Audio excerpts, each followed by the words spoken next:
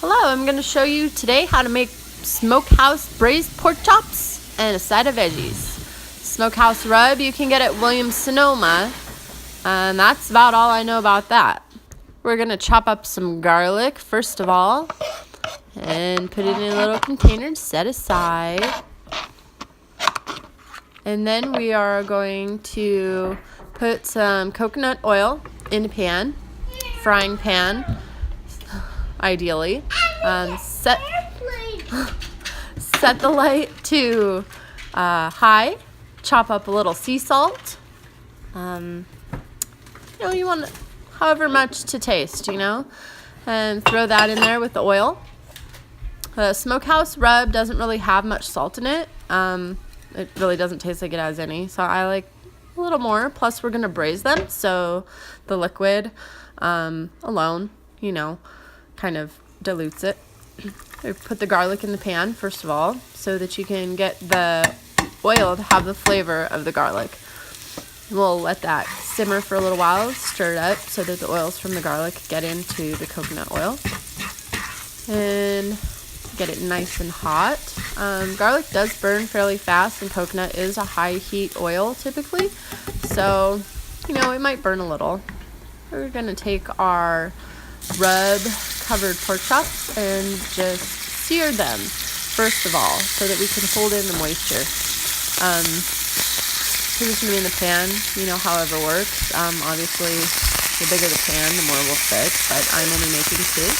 As you can see, those little pieces of garlic are kind of burning. You just kind of scrape them off, and then when both sides are seared, I pulled out all the pieces of garlic, and then I poured in a little bit of chicken broth. The heat is still set to high, so I'm going to turn it down to medium,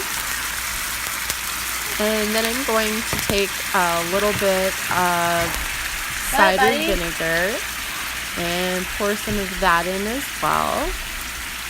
Now notice it's really pretty simple. There's not a whole lot of ingredients to this, and this trick can kind of keep pork chops, which are rather challenging, pretty moist. Then I'm going to stick a lid on it, and I'm going to go ahead and set the timer for about 20 minutes and let that simmer down.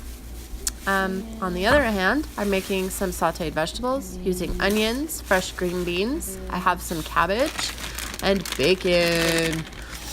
All right, the first step, I'm going to put the bacon in the pan, put my fork and a plate to put the bacon on the side because I always tend to burn it.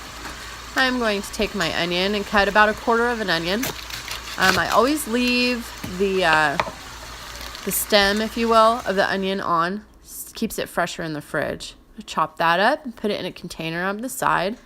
And then I'm going to take my cabbage and cut about 1/3, chopping it into little squares. Then I'm going to take fresh green beans after they're washed, of course, and cut them up. Notice my little one actually helps me in this video. He cut the last half of the green beans, so that's pretty helpful. Anyway, back to our bacon. Now, I have a really bad habit of letting my bacon burn. I really do like it very crispy, so sometimes it gets kind of challenging. Now, once your pork chops have been cooking for about 20 minutes, which is where we are now, I'm going to take the big lid that fits that pan and move it over, and I'm going to take a smaller lid and just put it over those so that they stay nice and warm and moist. I have the onions in this bigger pan with the bacon grease, and I'm going to just give those a little stir and throw in some green beans now, and then I'm going to throw in the cabbage. I like to pour in just a little bit of water so it kind of steams up. The worst thing about sauteing vegetables can be to burn it, especially when you're using bacon grease as your oil base. That can kind of cause an issue. But anyhow, I just like to keep a little water in there just in case so it stays nice and fresh. I'm going to go ahead and turn it down, let it simmer a little with the light on low. And I'm going to crush up some pepper. And sprinkle it on there.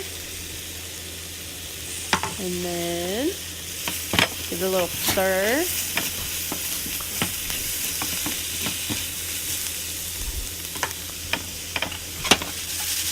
And you want it tender, but not like fried to a pulp. So it's done.